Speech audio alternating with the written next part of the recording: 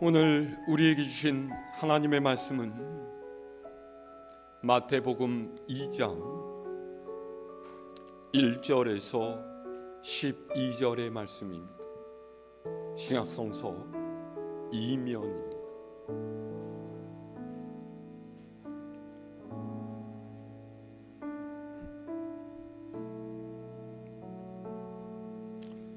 봉독하겠습니다. 헤롯 왕 때에 예수께서 유대 베들레헴에서 나심에 동방으로부터 박사들이 예루살렘에 이르러 말하되 유대인의 왕으로 나신 이가 어디 계시냐? 우리가 동방에서 그의 별을 보고 그에게 경배하러 왔노라 하니 헤롯 왕과 온 예루살렘이 듣고 소동한지라.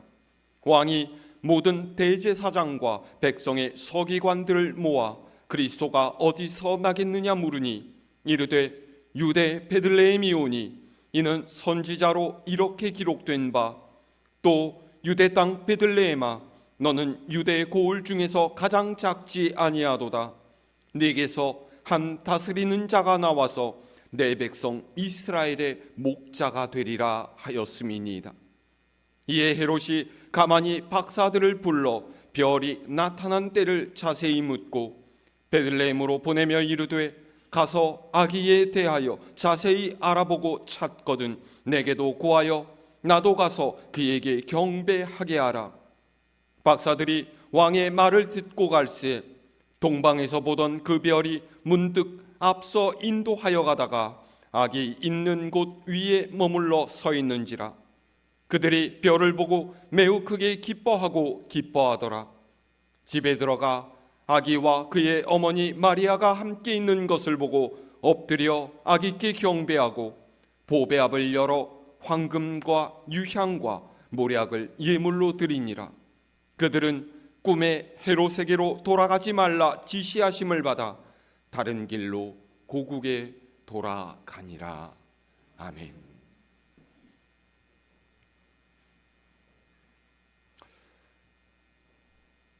여러분도 TV를 통해 보셨거나 혹은 뉴스를 통해서 들으셨겠지만 어제 국회는 우리나라의 제20대 대통령인 윤석열 씨를 탄핵했습니다. 대통령의 탄핵 소식을 접한 국민들이 거리에서 서로를 얼싸안고 환호하는 것을 TV 뉴스를 통해서 보면서 저는 마음의 안도감을 느끼면서도 또 불안해하기도 했습니다. 탄핵으로는 현 대통령을 완전히 파면한 것이 아니라 직무 정지를 시켜놓은 채 헌법재판소에다 기소한 것이기 때문에 헌법재판소가 어떤 결정을 내릴지를 기다려야 하는 과정이 남아있기 때문입니다. 그리고 또 한편으로는 좀 씁쓸한 감정도 느꼈습니다. 우리는 이미 8년 전에 어이없는 국정농단에 휘말린 어리석은 대통령을 탄핵했던 적이 있습니다.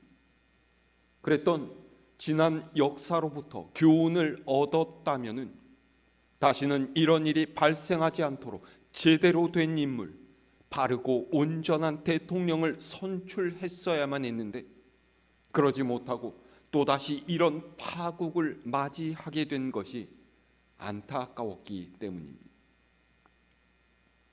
그러나 어쨌거나 지금이라도 지난 실수를 바로잡을 수 있는 기회를 얻게 된 것은 참으로 다행스러운 일입니다. 국민의 이 노력과 수고가 헛된 것이 되지 않도록 우리 모두가 관심을 가지고 계속 기도해야 될 줄로 믿습니다. 오늘 말씀은 우리가 이미 잘 알고 있는 예수님의 탄생에 얽힌 이야기를 소개하고 있습니다. 자, 오늘 1절에서 3절의 말씀을 우리 다시 함께 읽어볼까요? 시작. 헤롯 왕 때에 예수께서 유대 베들레헴에서 나심에 동방으로부터 박사들이 예루살렘에 이르러 말하되 유대인의 왕으로 나신 이가 어디 계시냐? 우리가 동방에서 그의 별을 보고 그에게 경배하러 왔노라 하니 헤롯 왕과 온 예루살렘이 듣고 소동한지라. 아멘. 1절부터 3절의 말씀은 우리에게 이 당시에 관한 매우 다양한 정보를 알려주고 있습니다. 가장 먼저는요, 이 사건의 역사적인 배경이 헤롯 왕 때라고 하는 것입니다. 이 헤롯은 일명 헤롯 대왕으로 불리는 자로 유대인들에게 흡수된 에돔 족속 출신이었죠.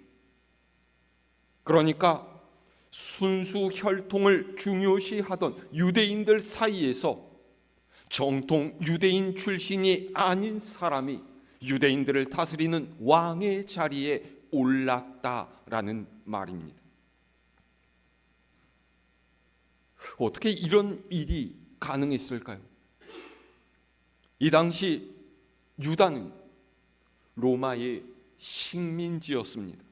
그래서 구약시대 초창기처럼 하나님께서 선지자를 통해서 기름 부으신 이가 왕이 된다든지 아니면 왕정 시기처럼 다윗의 혈통을 이어받은 왕족이 왕위에 올랐던 것이 아니라 실질적으로 유다를 지배하는 로마에 충성하는 이가 로마 황제에 의해서 왕으로 임명되었던 거예요. 그런데 여러분 생각해 보십시오. 정통 유대인이 아닌 헤롯이 왕으로 유다를 통치하고 있었다라는 것이 무슨 뜻이었겠습니까? 첫 번째로 헤롯은 로마의 적대적인 유대인들의 반감을 어느 정도는 누그러뜨릴 만한 웬만한 지지를 유대인들로부터 받고 있었다라는 말이고요. 두 번째로 그렇기 때문에 그는 자신을 임명한 로마와 자신을 지지하는 유대인들 사이에서 아슬아슬하게 줄타기를 하면서 자신의 권력, 자신의 왕위를 지키는 것에 엄청난 신경을 쓰고 있었다라는 거예요. 자, 그런데 이런 때에 예수님께서 베들레헴에서 태어나셨고 동방으로부터 박사들이 예수님을 찾아서 예루살렘으로 왔던 거죠. 이 동방 박사들이란 사람들 어떤 이들이었습니까?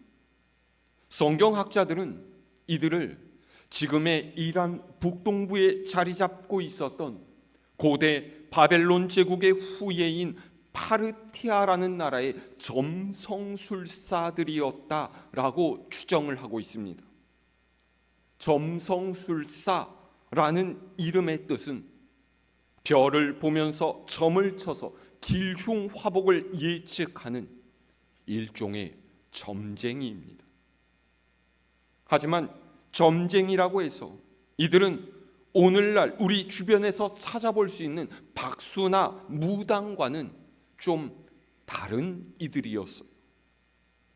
돈을 받고서 개인의 앞날을 알려주고 화를 피할 수 있는 부적을 써주거나 굿을 해주는 그런 사람이 아니라 별들의 움직임을 쫓으면서 시대의 변화를 예측하고 그로부터 얻은 지혜를 당시 사람들에게 알려주었던 일종의 지혜자들이었다라는 것이죠. 그런 이들이 어느 날 밤하늘에서 이제껏 보지 못했던 유난히 빛나는 별을 발견했습니다. 그리고 이들은 자신들이 알고 있는 지식과 여러 가지 정보들을 취합한 끝에 이 현상이 유대인들에게 전해져 오는 그들의 구원자 메시아의 탄생을 알려주는 것이라는 결론을 내렸어요. 그래서 이들은 그 사실을 확인하려고 길을 떠났습니다. 여러분, 이 일이 얼마나 어려운 일인지를 생각해 보셨습니까? 우리는 동방박사들의 순례길이라고 생각하면은요, 나이가 지긋한 3명의 학자들이 낙타 등에 구부리고 앉은 채로 터벅거리며 걸어가는 장면을 상상하지만은 사실은 그렇지가 않습니다. 당시 파르티아에서 유다까지는요, 장장 800km 이상 되는 굉장히 먼 길이었어요. 요즘처럼 비행기나 기차 같은 교통수단이 있었던 것도 아니고 낙타를 타고 가더라도 몇 달이 넘게 걸리는 험난한 여정이었죠. 그랬기에 당연히 이들은 그들을 도와줄 길잡이와 짐꾼들을 구했을 것이고요, 몇 명의 단촐한 인원이 아니라 몇십 명의 어느 정도 규모가 있는 큰 무리를 이루었을 거예요.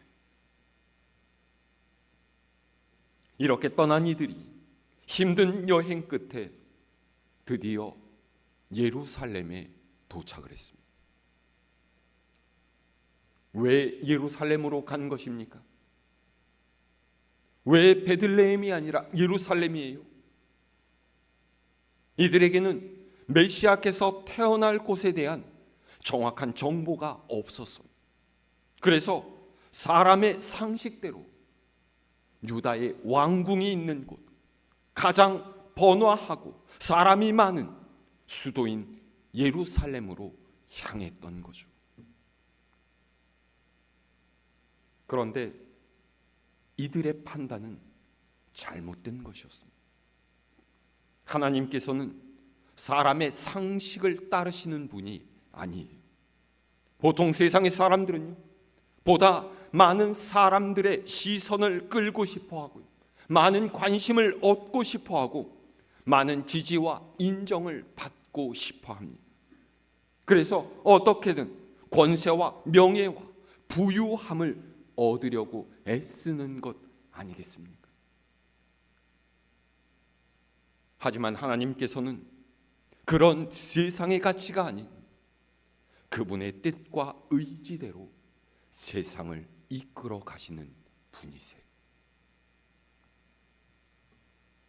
보세요. 이들이 하나님의 뜻을 나타내는 별을 보고 따라갈 때 그들은 길을 잃은 적이 없었습니다. 그런데 유다에 들어와서 그들은 별을 보지 않고 자신의 생각, 세상의 판단과 논리를 따라간 거예요. 그래서 그들은 길을 잃어버렸습니다. 궁여지책으로 예루살렘 사람들에게 묻고 다닐 수밖에 없었죠. 뭘 묻고 다녔습니까? 유대인의 왕으로 나시니까 도대체 어디에 있습니까? 우리가 그에게 경배하러 왔습니다. 갑자기 들이닥친 일단의 외국인들로 인해서 예루살렘 성내가 시끄러워졌고요, 당연히 이 소라는 예루살렘 궁궐에 있던 헤롯 왕에게도 알려졌어요. 헤롯은 깜짝 놀랐죠. 왜요? 지금 유다를 다스리는 왕은 자신인데 외국인 학자들이란 사람들이 와서 유다의 진짜 왕이 태어났다라고 하니까 이게 도대체 무슨 일인가 그런 거예요. 안 그래도 자신이 순수 유대 혈통이 아닌 것을 약점으로 생각하면서 불안해하던 헤롯은 자기의 왕위를 잃어버리게 될까 봐 전전긍긍합니다. 그래서 서둘러 종교인들을 불러서 이 소문의 사실 여부를 파악하기 시작했습니다. 자, 이어지는 4절에서 6절의 말씀 함께 있습니다. 시작. 왕이 모든 대제사장과 백성의 서기관들을 모아 그리스도가 어디서 나겠느냐 물으니 이르되 유대 베들레헴이오니 이는 선지자로 이렇게 기록된 바 또 유대 땅 베들레헴아 너는 유대 고을 중에서 가장 작지 아니하도다. 네게서 한 다스리는 자가 나와서 내 백성 이스라엘의 목자가 되리라 하였음이니이다. 아멘. 헤롯이 불러 모은 대제사장들과 서기관들은 메시아에 대한 미가 선지자의 예언을 알고 있었습니다. 그래서 베들레헴에서 그 메시아가 태어날 것이라는 선지자의 말을 헤롯에게 알려주었죠. 그리고 이 이야기를 들은 헤롯은 즉시 동방박사들을 궁궐로 불러들였어요. 자, 계속해서 7절에서 8절 말씀 읽을까요? 시작.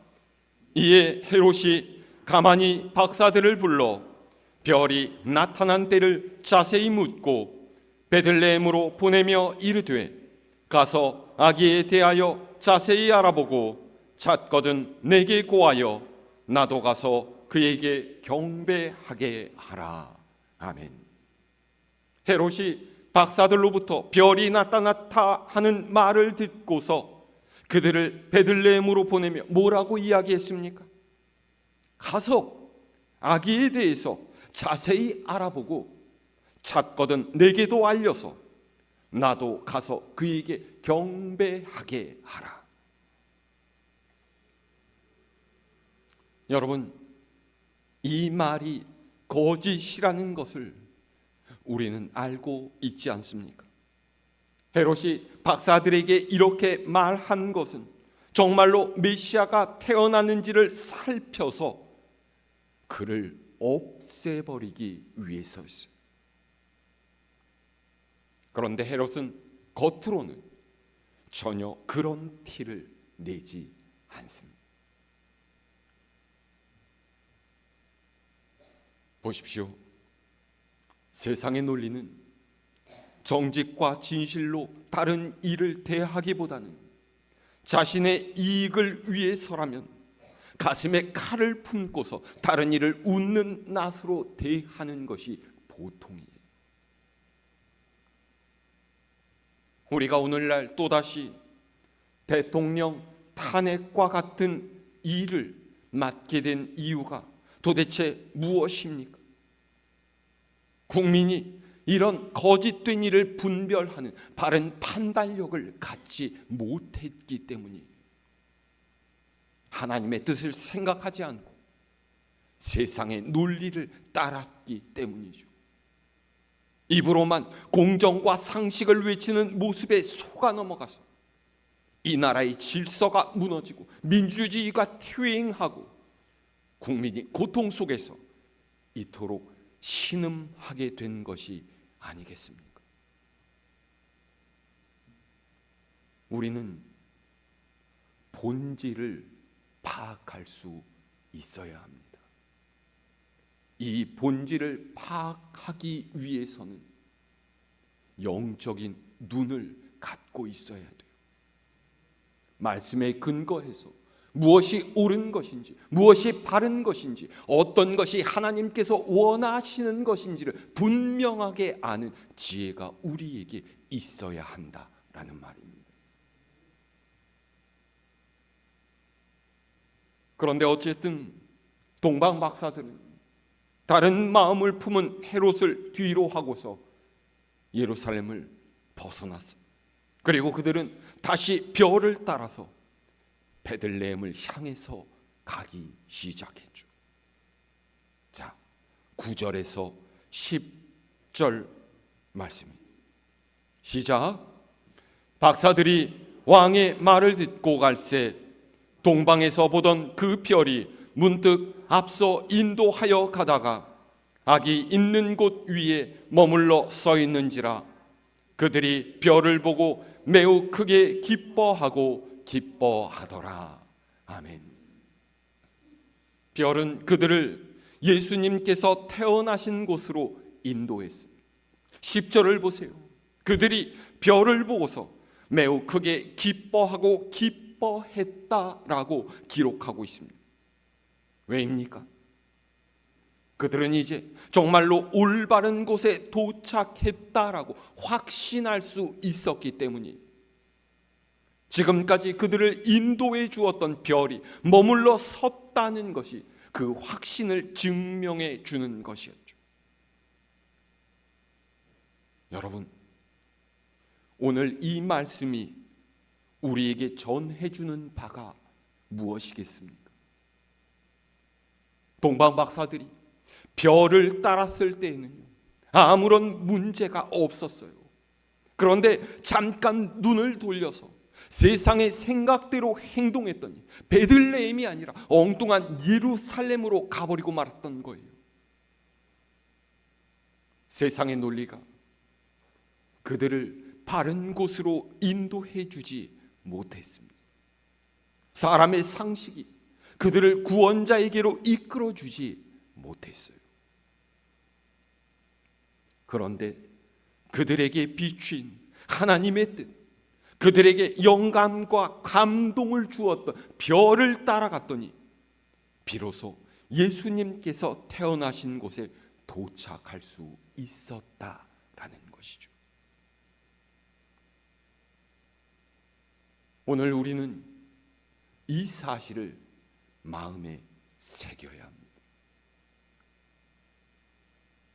자금의 이 어지러운 현실 속에서 우리를 바른 길로 인도하고 바른 판단으로 살게 해주는 것은 세상의 가치, 세상의 논리가 아닙니다.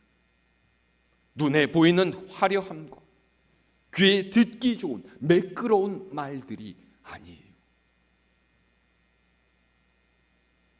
우리를 인도해 주는 별은 하나님의 말씀입니다. 하나님의 뜻이 어디에 있는지 말씀에 근거해서 분별하고 하나님께서 원하시는 것이 무엇인지를 우리는 바로 알 수 있어야 합니다. 그것이 혼란스러운 이 시대를 살아가는 믿는 사람들의 자세여야 해요. 자, 11절에서 12절 말씀 함께 읽을까요? 시작. 집에 들어가 아기와 그의 어머니 마리아가 함께 있는 것을 보고 엎드려 아기께 경배하고 보배합을 열어 황금과 유향과 몰약을 예물로 드리니라. 그들은 꿈에 헤롯에게로 돌아가지 말라 지시하심을 받아 다른 길로 고국에 돌아가니라. 아멘. 동방 박사들은 별이 머물러 서 있는 집 안으로 들어가서 아기 예수님께 경배하고 그들이 준비해 온 예물을 드렸습니다. 그 예물이 뭐였다고요? 황금과 유향과 몰약입니다. 이 예물들은요, 주님께서 어떤 분이신지를 예표하는 상징적인 선물이, 황금은 세상을 다스리시는 왕으로서의 권위를 나타내고요, 유향은 신에게 드리는 제사 때 종종 쓰는 제물로 주님께서 사람이시자 참된 하나님이심을 나타내는 것이죠. 그리고 몰약은 장례 때 시신이 썩는 것을 방지하기 위해서 쓰는 액체로 장차 주님께서 고난을 당하시고 대속의 제물로 죽임 당하심을 드러내는 거예요. 아마 동방 박사들이 이런 것을 다 알고서 예물을 준비하지는 않았을 것입니다. 하지만 하나님께서는 이들을 통해서 주님께서 자신의 생명으로 온 인류의 죄를 대속하실 구세주 그리스도이심을 나타내도록 하셨죠. 그리고 그 후에 동방 박사들은 꿈에 헤롯에게로 다시 돌아가지 말라 하시는 하나님의 지시를 받고서 다른 길로 고국에 돌아갔다. 성경은 이렇게 기록하고 있습니다.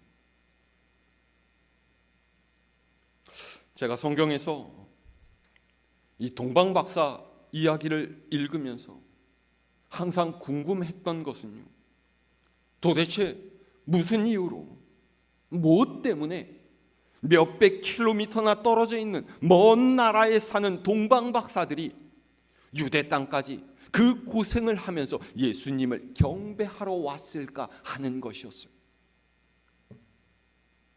여러분, 이 동방박사들은요, 유대인들의 하나님인 여호와를 아는 이들도 아니었어요.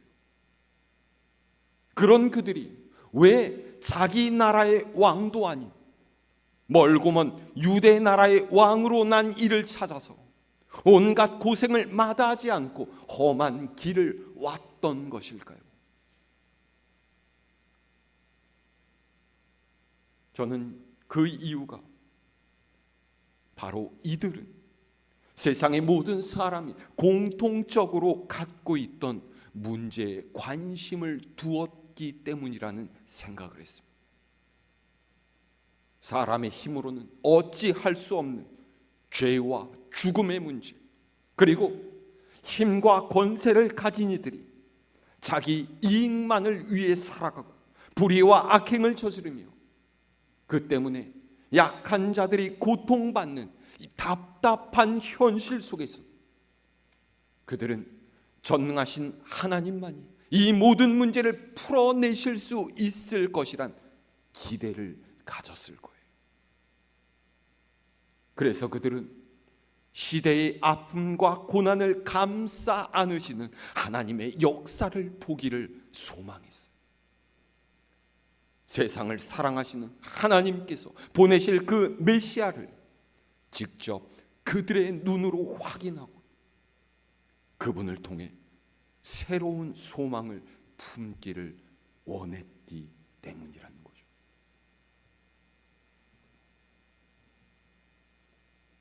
여러분, 동방 박사들의 이 마음이 오늘의 우리에게도 있었으면 좋겠습니다. 세상의 것에 소망을 둘 것이 아니라 하나님께서 행하실 역사를 바라보시기를 바랍니다. 우리가 기대하는 것들은요, 사람의 힘으로 되는 것이 아니에요.